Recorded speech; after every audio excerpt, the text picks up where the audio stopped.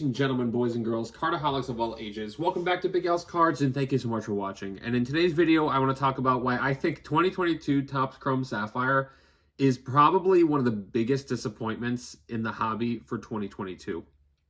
So for those who don't know, Topps Chrome Sapphire is one of the hottest products that comes out every single year. They started doing it, I want to say, in 2016, and they changed the format in 2019. It used to be you got a ton of cards in a larger box, and then they switched it to 8 packs, 4 cards per pack, and an auto and a parallel per box. And they've kept that format up through 2022. And the checklist dropped on Cardboard Connection, and there were no autos. No autographs in the checklist. 660 card base set from Series 1 and Series 2. Yes, the names like Julio Rodriguez, Wander Franco, Spencer Torkelson, and Bobby Witt Jr. were on the Sapphire checklist, but there wasn't a single autograph in sight. Now, I don't know if Topps is going to try to pull a home field advantage situation on us where they don't announce that autographs are in it, and then people start ripping it, and there they are. And I realize that the rookie parallels are going to be the chase cards of Topps Chrome Sapphire.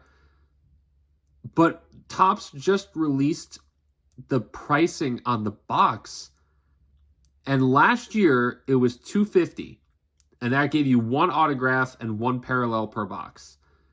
Same 660 card checklist. This year, no autographs and 2 parallels per box, $250. And I just can't help but be disappointed by that. I realize that the autographs are not necessarily the main chase. Now, they were when you had a really good rookie class and when the autographs were on card. Yordan Alvarez Topps Chrome Sapphire and Luis Robert Topps Chrome Sapphire autos still do well to this day. I mean, and even other rookies and other players, they still do well. There were also, you know, in Topps Chrome Sapphire, you also had the rookie relievers get some Sapphire autos, and you really, really, really didn't want to hit those. So I realized that that risk is now gone. But let's just take those 4 players on the checklist: Wander, Julio, Witt, and Torkelson. Just take those 4 out of 660. So your chances of getting it out of a 32 card box, any one of those 4, your chances are low enough, right? Now let's say you want a parallel. The chances of hitting exactly what you want are so small. This is a gamble if I haven't seen one before. And it's really sad because I really think that Topps could have lowered the price on this by a substantial amount. I'd probably buy it at $125. $150 would be a stretch. I mean, this price needs to be cut in half. And the sad thing is it's going to sell out. Like, I know it's going to sell out if it hasn't sold out by the time this video is uploaded. It probably will because everybody sees Sapphire and goes wild on it. But it's just, it almost looks like a better buy to wait for the single prices to come down, or wait for the single prices to see what they're at and wait for more of this stuff to get opened, and then just buy exactly what you want. Let's just say, hypothetically, now I know that they're going to be ridiculous money at first. Let's just say the price comes down a little bit and you can get a Bobby Witt Jr. Sapphire rookie for $250.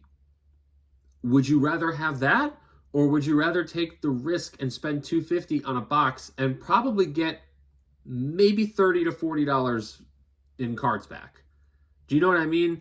It's just, it doesn't seem to make any sense why there's no autographs, and why, because there's no autographs, the price is still $250.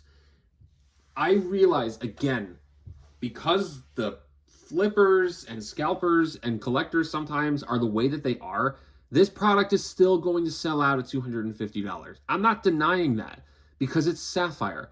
Sapphire makes people go wild the same way that the word Prism does. We get all hot and bothered under the collar at the word Prism, and the same thing is true of Sapphire. So it's going to sell out one way or another. But is it really worth it? I'm just disappointed. I think that the cost of this box is so overpriced, and the chances of making your money back on the rip is going to be really slim. Again, it's a 660 card base set. If you get a Sapphire of Wander, Trout, or, well, maybe Trout, but Wander, Julio, Witt, and Torkelson, you'll be fine. You'll make your money back. You'll make close to your money back with Torkelson. You'll be okay. But for everybody else who doesn't hit one of those four, you're going to have a hard time making your money back at $250 a box. If you want my opinion on it, and, well, whether you want it or not, you're listening to my opinion on it, this should have been a 125 box, no doubt. And it would have sold out instantly. I would have bought one. 250 with no autos and such a slim chance of these parallels, you're not going to get me. It just is not going to happen. I just don't see it being worth the rip at that price.